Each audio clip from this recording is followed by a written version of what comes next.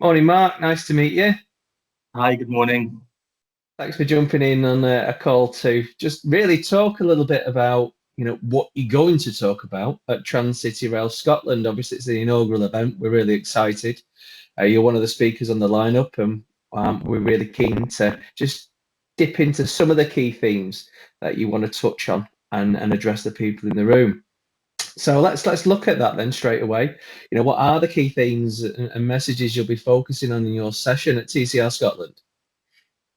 We're really looking forward to the event, certainly in terms of how we work together with supply chain and ultimately outline how ScotRail is evolving to changing passenger expectations, but also some of the other pressures such as climate change and the extreme weather that we're seeing, which is making it all the more difficult to operate the railway. Yeah. Also, really interested to talk about how we adapt and we continue to make the railway more accessible and with the supply chain to ensure that customers have the very best experience when they do travel with us. Yeah, it seems to be a common theme, the weather resilience piece across all the transit rails that we do. Clearly, the weather isn't going away. We need to innovate around it. And I think from what I'm hearing and from the conversations that I'm having, the rail sector is getting much better at planning for weather as well. Yeah, absolutely. We are getting a lot better at planning. And I think if you just look at last week, we're in August and we've had already an extreme weather event involving high winds. So we need to continue to evolve in this area. There's Yeah, yeah. absolutely no doubt that the weather in Scotland and across the rest of Britain, for that matter, is changing very, very quickly. And to have, gusts of wind over 80 miles per hour in the month of August in the height of summer is not something that we've ever experienced before. And this is what we continue to see, new extremes, and it's how we can best manage those, continue to plan better, and make sure that we make early decisions, good decisions that benefit our customers, and make sure they've got a clear message in advance of any poor weather so that they can make the best decisions for them. My teachers always told me it was in the plan, and they weren't wrong. Absolutely. So mainly suppliers in the room, friends and colleagues from industry, from Network Rail, from ScotRail, from Transport for Scotland as well. What's the key takeaways you'd like the delegates to take away from the keynote you'll be delivering? Quite a simple message, actually. We'll always get the best results collectively, working together as one team, working together, putting customers at the heart of all of our decision making. And if we can get everyone working together with that one absolute priority to give customers, our real passengers, the very, very best experience, then we'll always get the best results. Yeah, working together always makes light work. What do Absolutely. they say? Teamwork makes the dream work. Indeed. Yeah, I'm pulling out all the cheesy puns, but I think it just fits perfectly with what the message is.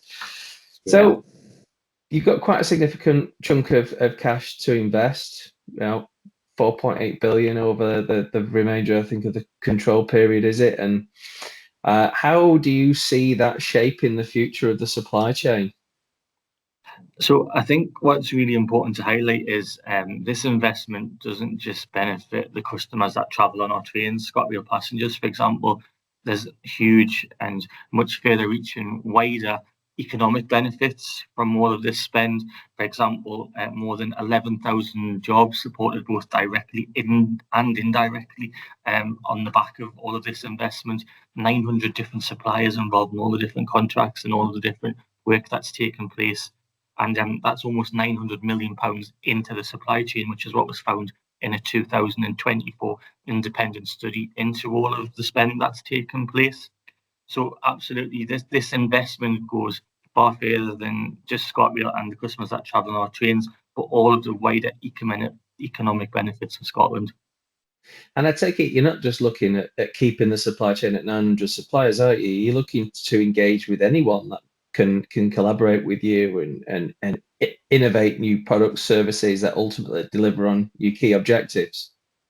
Absolutely, and I think that links back perfectly to what I was saying before about the new challenges. So, for example, we've just had another weather extreme broken in August in terms of the high winds. There'll always be new opportunities, new areas of focus, and of course, existing where we want to embrace new technology and get ideas and hear from suppliers who can continue to help us improve our products for customers and the people of Scotland. Yeah. So in your role then, and with what you're responsible for, where do you see the biggest opportunities lie for innovation right now? So a service delivery director at ScotRail, I look after the driver team, I look after the control team, and also the operational safety team.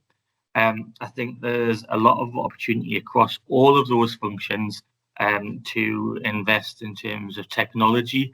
Certainly, we want to have data at the heart of all decision making. You can't beat having good data that can be analysed and used to drive really critical actions, improvement plans on any particular area. But I think the one area so far where we've seen, and just link back to the weather because it's so topical and relevant Yeah. given how many events we do see, some real improvements being around one, weather data into control. But then separately on the ground, there's the telemetry monitoring system in terms of the embankments, monitoring for any movement, actual rainfall, understanding how much rainfall is actually falling versus what's been forecast. So that we're not just making decisions on forecast information, but actual real data. And I focused on the weather there as an example, but across all those different areas that I look after and support, having data at the heart of our decision making, whether we're looking at Yeah. safety, looking at any trends, passenger accidents, any new innovation on the back of what we're analysing and identifying, really, really helpful, I feel, as we look forward. So there's a lot to unpack there for suppliers in terms of opportunity, and I'm sure there's certainly in the SME range, there's loads of innovation just bursting to get out.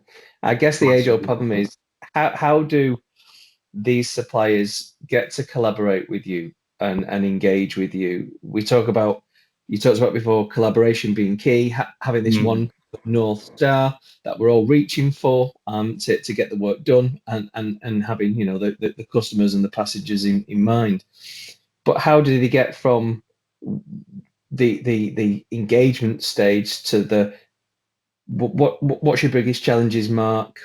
Where would you see us? Where would you like us to focus our efforts on developing a solution to getting that to an oven ready point where you think actually, yeah, we want to take this further? We've actually found that there's been some really great leads come out of our Meet the Buyer events. This is when ScotRail attends and invite along suppliers to really speak to us directly and give us their ideas, their thoughts, and also highlight how our company values align because that's very important for us as well in terms of that customer focus and making sure that energy and focus has been placed in the right area. So that's one example where there's been some really good leads, contacts made and I'd encourage attendance at those, given some of the great relationships that have come with our previous events. I think those face-to-face interactions make a huge difference right at the beginning because you can have a real candid conversation about what you're looking to achieve, what you're looking to do, and these people at these organizations, they just know how their products work and they can see opportunity straight away, can't they, based on what you say?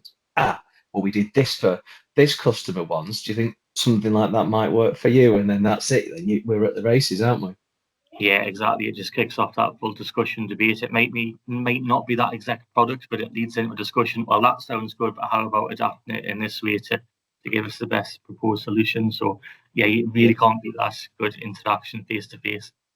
And these things never have a linear path. I was speaking with a client this morning. We've done these interviews with a client on client side, and he was saying we're a technology business. We solve this particular type of problem when it comes to systems integration. He said, but no two projects are ever the same. There's never a linear path. And although the outcomes and the objectives are very, very similar, how we get there, depending on how the client wants us to get there, can be very, very different. And I think that highlights the importance of suppliers being agile and willing to listen and learn. Yeah, absolutely. And it really links back into that working together piece. We'll all have our individual experiences that we can share and by listening to each other, talking, debate, and that sort of truly take us to the next level. Yeah, 100%. So what excites you most about the direction of Scotland's railway over the next 5 years? There's a lot to be done, and I guess the job will never be done. Yeah, well, we spoke earlier about all the investment, and one of the areas that there's currently a lot of work ongoing at the moment in terms of the procurement exercise links back to the replacement of our HST fleet. Our high-speed trains, they are very popular with customers, but of course, they are now our oldest fleet, and it's as much as a very nice train to travel on, going to be also quite exciting to see this procurement exercise run through and see some investment in a replacement intercity train once the HSTs start to be withdrawn and we'll look beyond the current period. So I think whenever there's investment in new trains, whether that be a replacement existing fleet that operates elsewhere in the network or a new train, it's a great opportunity to make sure that we truly make sure that we're giving customers an even better experience, reflecting on what's worked well in terms of our current trains, but what we want to do to just make things even better. And I think looking forward, that's going to be one of the most critical projects in terms of delivery, where we can really change our customers' experience, improve it for the better on those long distance routes. Yeah, definitely. I think the way rolling stock has changed over the last 20 years. I've worked for this organisation in the rail industry for over 20 years. I came into the business just as rail track was moving to Network Rail, and the pace of change I've seen in rolling stock over the years, and had the opportunity to travel on some of that rolling stock as well, in compared to what we had, is absolutely quite phenomenal, isn't it? Absolutely. Yeah, no, you can see all the progress. And again, it takes us back to that technology point, that there's so much coming to the market all the time. It's a real opportunity to look at how that can be utilised to really give our customers that next level experience.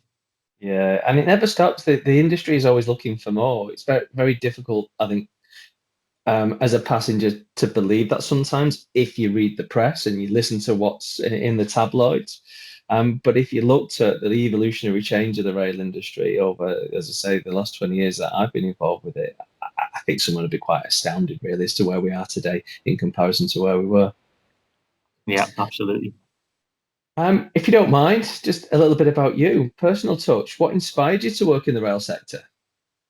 So actually, it was when I used to travel down to uni from home. I used to travel between Newcastle and York. I lived down in York when I was at university, and I always used to train when I'd been traveling backwards and forwards during the holidays and the lakes. And I was just really impressed at how easy it was. And I remember Yeah. thinking this is a fantastic way to jump around the country, and that inspired me to travel to other places on the train for holidays and the lakes. And again, I just thought it was a really great way to travel, very easy, but an industry where there was so much opportunity as well.